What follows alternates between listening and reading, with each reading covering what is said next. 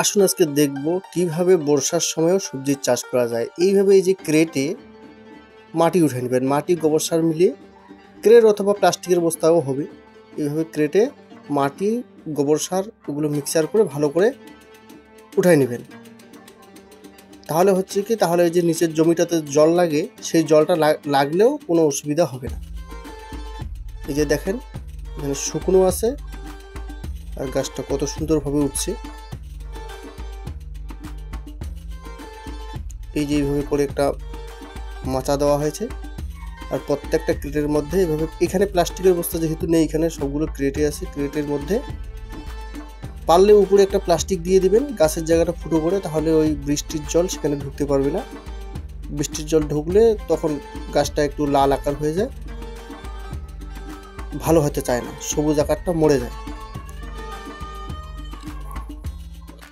এই যে দেখেন কত সুন্দর গাছের চেহারা, অনেক সুন্দর হয়েছে।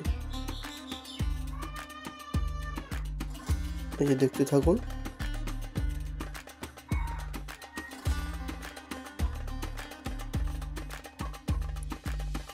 প্রত্যেকটা ক্রেটে এভাবে করে আছে, মাটি এবং গোবর সার শুধু আছে।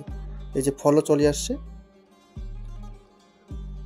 গাছের চেহারা অনেক ভালো। এই যেগুলো হচ্ছে গোবর সার, এগুলো মাঝে সাথে এগুলো দিতে হয়।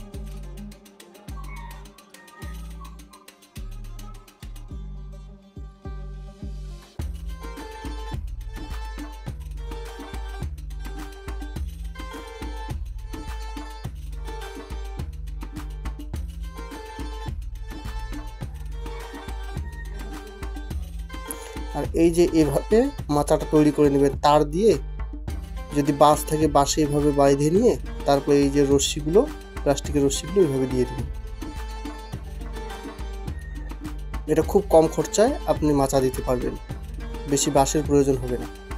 এগুলো হচ্ছে মূলত চাল কুমড়ো, এগুলো ওই বৃষ্টির জল মানে জমিতে লাগে, তার জন্য ওই যখন ফল আসে তখন কিন্তু গাছগুলো মরে যায়।